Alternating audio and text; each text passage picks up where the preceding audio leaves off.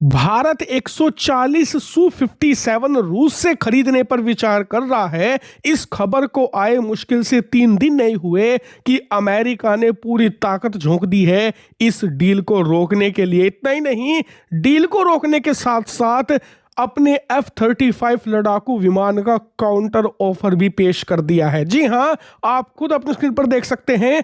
Report आ रही है सीधा अमेरिका से, जिसमें बताया जा रहा है कि अमेरिका तक ये बात पहुंच चुकी है कि भारत रूस के साथ बात कर रहा है Su-57 लड़ाकू विमानों की खरीद पर। और अमेरिका नहीं चाहता कि ये Su-57 किसी भी सूरत में भारतीय सेना में शामिल हो। अब आप कहोगे कि अमेरिका को क्या दिक्कत है, हमारी वायुसेना, हमारी मर्जी, हमारा पैसा, हम कुछ भी खरीदें, कुछ भी सेना में शामिल करें।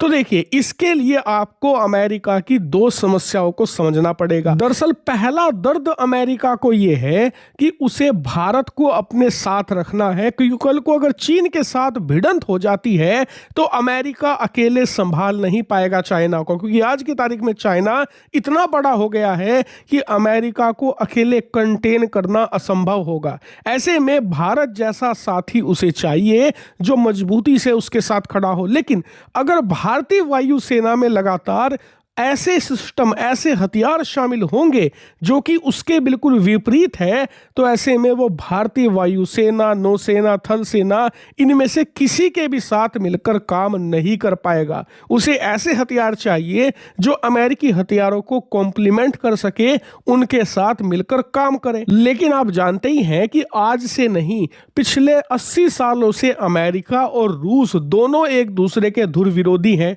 दोनों एक दूसरे को काटने वाले हथियार बनाते आए हैं। ऐसे में कॉम्प्लीमेंट का तो सवाल उठता ही नहीं है। और यही कारण है कि अगर भारत Su-57 140 की संख्या में खरीदकर अपनी वायुसेना में शामिल करता है, तो ऐसे में कल को दोनों देशों की वायुसेनाओं को साथ मिलकर काम करने में समस्याएं आएंगी। इसीलिए अमेरिका नहीं चाहता कि Su-57 भारत खरीदे। लेकिन इसके अलावा एक दर्द और है अमेरिका को, और उस दर्द